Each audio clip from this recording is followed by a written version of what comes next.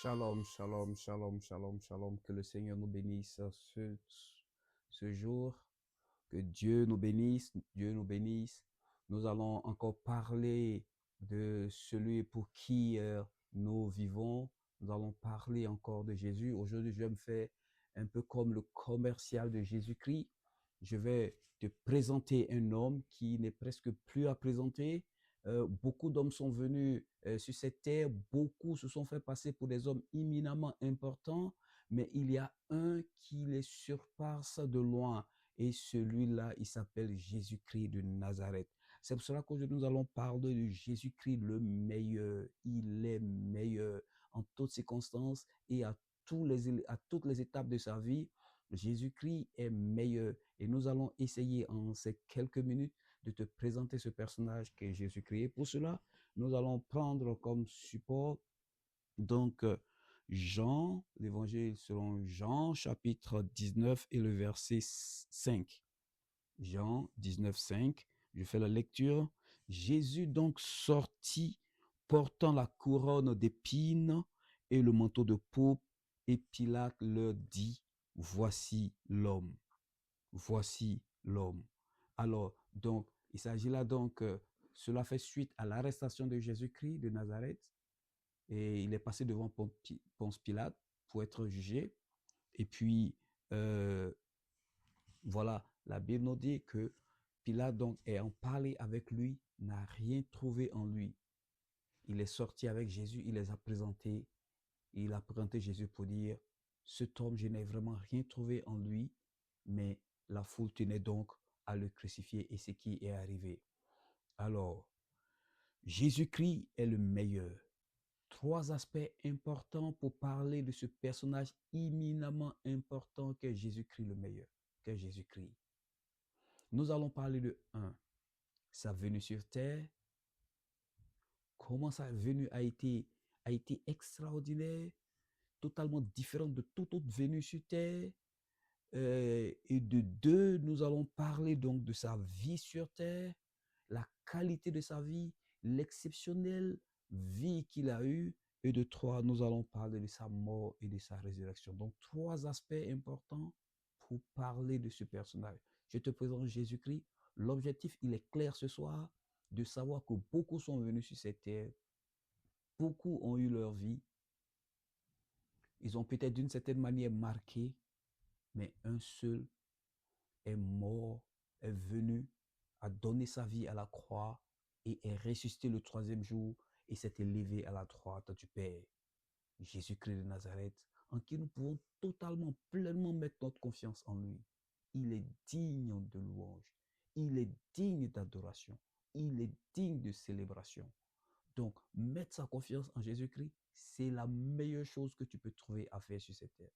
C'est la meilleure des choses.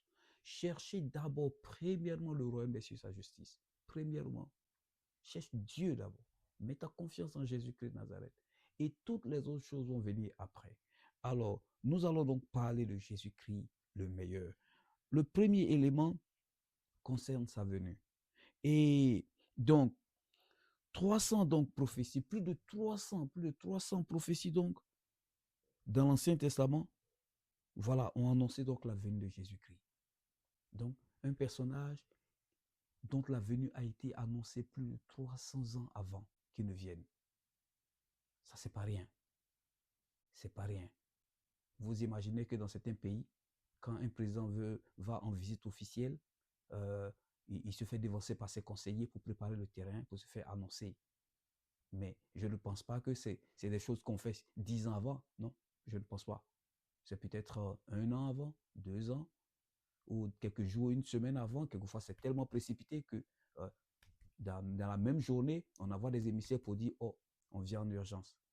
Mais lui, plus de 300 ans avant, plus de 300, euh, euh, plus de environ 700 prophéties, donc, autant pour moi, 300 prophéties, donc, ont annoncé donc sa venue. Ont annoncé donc sa venue.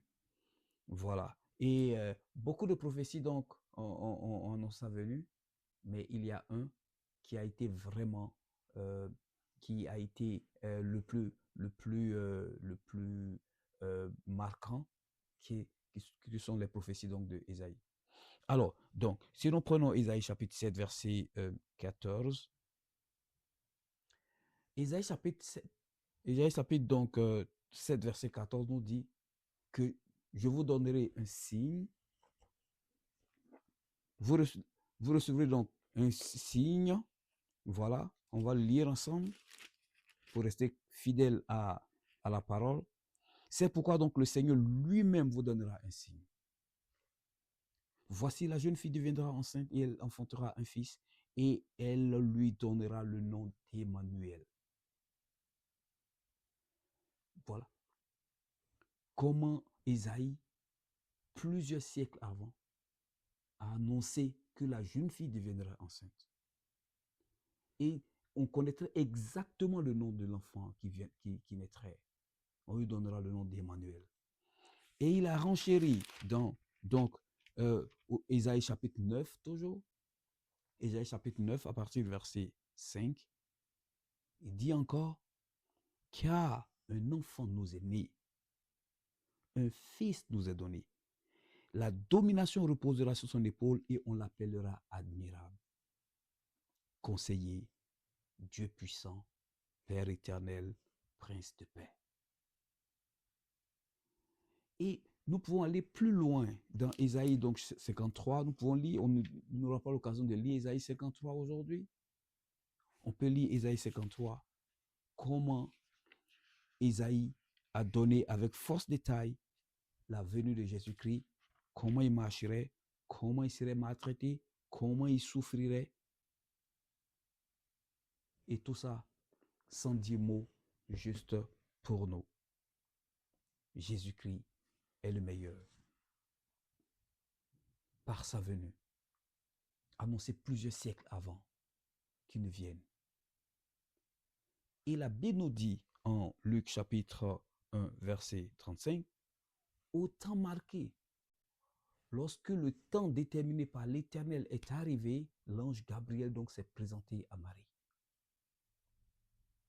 Pour dire, Marie, tu es bénie, car tu es le canal que le Seigneur s'est choisi pour venir sur cette terre. Et donc Marie s'est demandé, puisqu'elle était fiancée à Joseph et qu'elle était vierge, comment cela se ferait? Puisque je ne connais pas d'homme. Et l'ange lui a expliqué que cela se ferait de façon extraordinaire. La puissance du Saint-Esprit viendrait sur toi et tu concevras. La puissance du Saint-Esprit viendra, te couvrira de son nom et de toi naîtrait le Seigneur, le Sauveur. Et Jésus-Christ donc est venu sur cette terre. Non pas une conception qu'on a l'habitude de voir entre hommes et femmes, le fruit donc de l'amour d'une femme et d'un homme, mais donc de façon exceptionnelle, par les vertus du Saint-Esprit, par la puissance de Dieu. Le Seigneur étend sa main. Et Jésus donc de venir sur cette terre. Naissance miraculeuse. Annonce plusieurs siècles avant pour une venue glorieuse sur cette terre.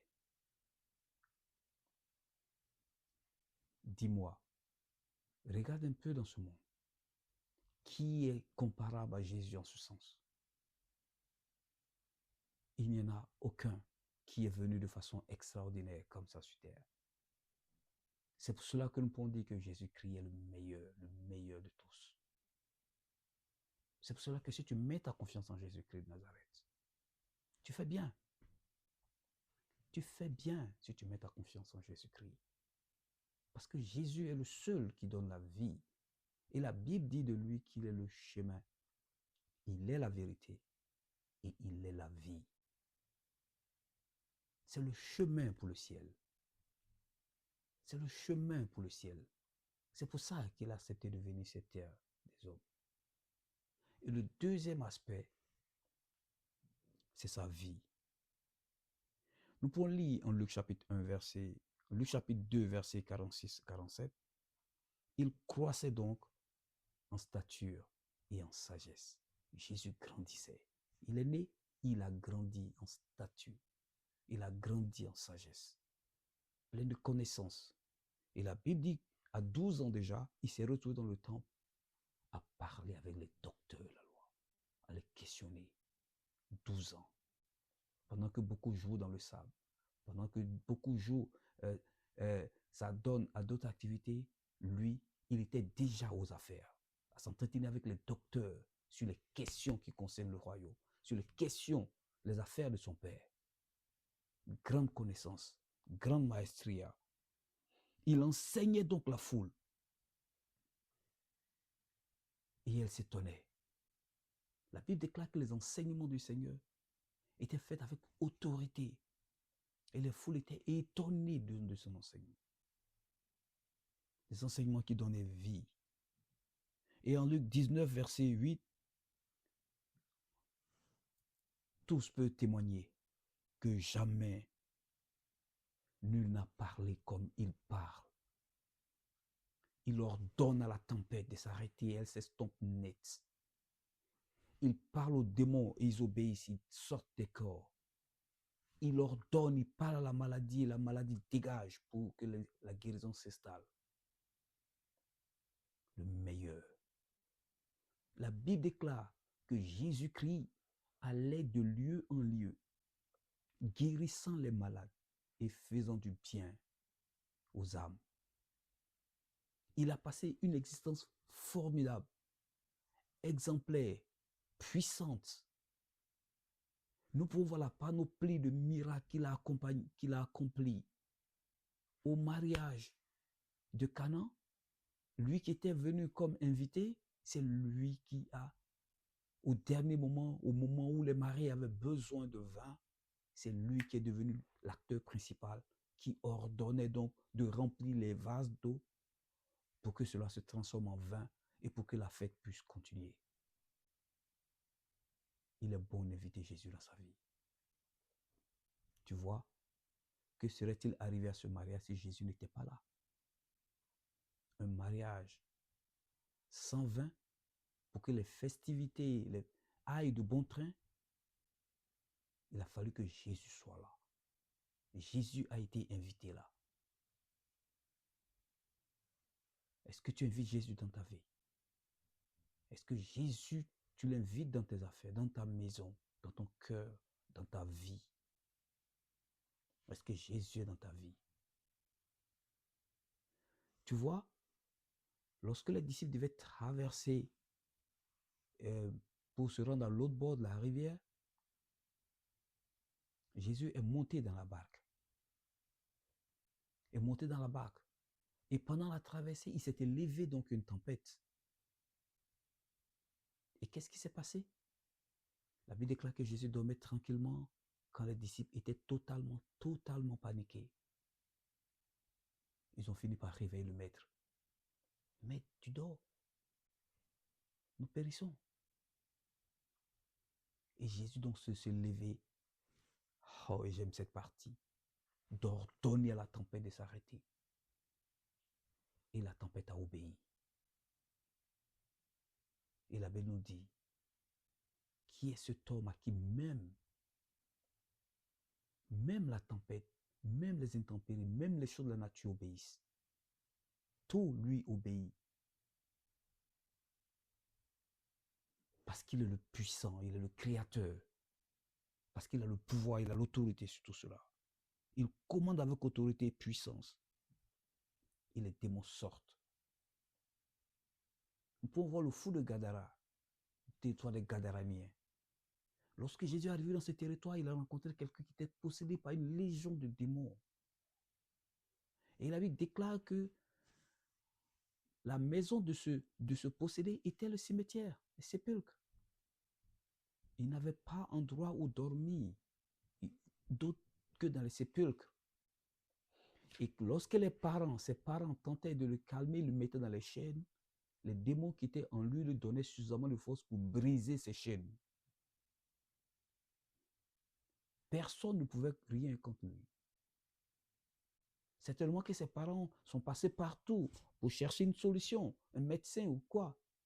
Mais rien n'y fit. Il était possédé par une légion de démons.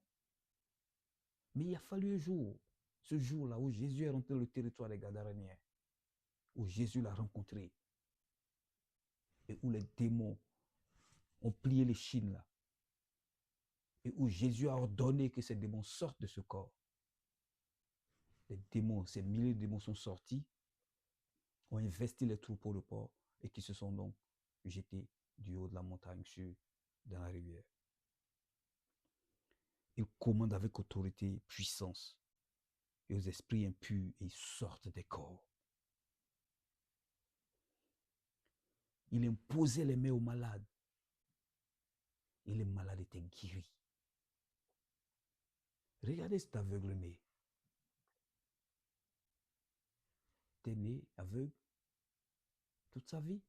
Vous vous imaginez vivre dans le noir toute votre vie. Ne sachant même pas c'est quoi une couleur rouge, il pouvait peut-être apprendre comme ça, rouge, noir, jaune, mais de voir de ses propres yeux, non, jamais. Mais il a fallu que Jésus soit là. Il passe par là. Oh, j'aime cette expression. Il passait par là. Comme Jésus passe aujourd'hui par là, dans ta vie. Saisis cette occasion de mettre ta confiance en Jésus-Christ. Saisis cette occasion. Jésus passe. Le laisseras-tu passer? Vous savez, dans l'Ancien Testament, lorsque Jacob était en transit pour une zone, il a eu à combattre avec un ange. Et la lutte était rude jusqu'au lever du jour. Et Jacob a dit, ah, je ne te laisserai pas aller sans que tu ne m'aies béni. Je ne te laisserai pas aller. Jacob s'est agrippé. Il avait été frappé à la hanche. Il avait mal. Mais il n'a pas laissé. Et l'ange lui dit donc, quel est ton nom? Et de transformer son nom, Jacob, en Israël. Laisseras-tu passer Jésus pendant qu'il y est? Attrape Jésus, invite-le dans ton cœur, dans ta vie. Et il a rencontré cet aveugle, comme j'ai dit. Il a pris la boue, lui a appliqué ça sur les yeux. Va te laver au réservoir de Siloé. Il allait le faire. Je vois. Je vois. Est-ce que tu peux comprendre donc la joie de cet aveugle-né qui voit pour la première fois les couleurs, la nature, les visages de ses parents même? Je vois. I see. Je vois. Et c'est ce qu'il a fait pour beaucoup. Pour cette femme qui pendant 12 ans avait des pertes de sang et qui a fait tous les médecins sans jamais trouver de solution. Et un jour qu'elle a appris que Jésus passait par là. Jésus passait par là. Et elle s'est dit en elle-même, si seulement je pouvais toucher le pan de sa robe, alors je serais guéri. Ça n'a pas été facile, c'est vrai, parce que quand Jésus vient, il y a du monde. Mais la foi en ce Sauveur, la conviction qu'elle avait, ne n'a pas freiné dans son ambition de toucher le pan de la robe de Jésus pour recevoir la guérison qu'elle a tant cherché, qu'elle n'a pas eu ailleurs. Lorsqu'après maintes difficultés, elle a réussi à toucher le pan de la robe de Jésus-Christ, la Bible déclare qu'une puissance est sortie de Jésus-Christ, l'a visité, guéri, net. Et c'est ça que Jésus fait. Et c'est ça qu'il veut faire pour toi. Aujourd'hui encore, Jésus n'a pas changé. Aujourd'hui encore, Jésus n'a pas changé. Jésus aime l'homme. C'est vrai qu'il n'aime pas le péché, mais il aime le pécheur. Parce qu'il veut le sauver. Et c'est pour ça qu'il a donné sa vie à la croix. La condition dans laquelle tu es, le Seigneur s'en occupe si tu l'invites. C'est pour ça que le Seigneur, la Bible dit, que le Seigneur se trouve à la porte de ton cœur et il frappe. Toc, toc, toc. à la porte de ton cœur. Entends-tu sa voix pour lui ouvrir la porte de ton cœur? Parce que si tu lui ouvres la porte de ton cœur, il viendra. Il viendra dans ta vie. Il s'assera dans ta vie. Il te fera grâce, sauvera ta vie. Jésus, le meilleur, qui a multiplié le pain et le poisson pour des milliers de personnes, pour leur donner à manger, qui a fait grâce à des milliers de personnes, aux paralytiques, qui étaient à côté de la piscine de Bethesda, qui pendant plusieurs années ne pouvaient pas. Il attendait qu'un ange vienne remuer l'eau pour qu'il tombe et qu'il soit guéri. Tu n'en as pas besoin. Parce que celui qui guérit était là en personne. Lève-toi, prends ton lit et marche. À cette femme qui était courbée sous le poids de la maladie, tu es guéri et rentre chez toi. C'est ça qu'il fait et c'est ça qu'il veut faire dans ta vie. Son existence a été exceptionnelle, tout comme sa mort. Trahi par 30 pièces d'argent, par Judas, abandonné de tous, même de ses disciples les plus fidèles, par Pierre, qui avait juré qu'il irait, qu'il mourrait pour lui. Mais pas 3 fois, la Bible dit pas 3 fois qu'il a renié Christ. Et le Seigneur lui avait dit déjà.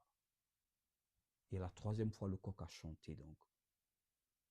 Ils se sont regardés pour lui dire, tu vois, je t'avais dit. Mais Pierre, à la différence de Judas, s'est repris, s'est repenti et est revenu au Seigneur.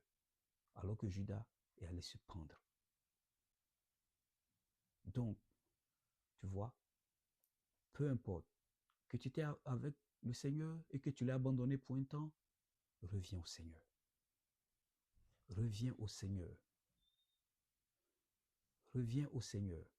Car le Seigneur pardonne, le Seigneur fait grâce. Le Seigneur, c'est le Dieu de grâce, le Dieu de bonté. Parle-lui. Invite-le dans ton cœur. Invite-le dans ta vie. Et puis donc, il a été donc arrêté à Gethsémani par les soldats. Il a été conduit devant Ponce Pilate, comme on l'a lu tout à l'heure. Et puis, Pilate, donc, après avoir parlé avec lui, n'a rien trouvé de mal en lui. Il dit, j'ai parlé avec lui, je n'ai rien trouvé de mal en lui. Mais le peuple insistait pour dire, crucifie-le. Ok? Je m'en lave les mains. Il a été donc crucifié. Et donc l'autre brigand, qui devait être crucifié parce qu'il est brigand, donc a été libéré. Barabbas a été libéré pendant que Christ, qui n'a rien fait, et donc subissait le châtiment de la croix.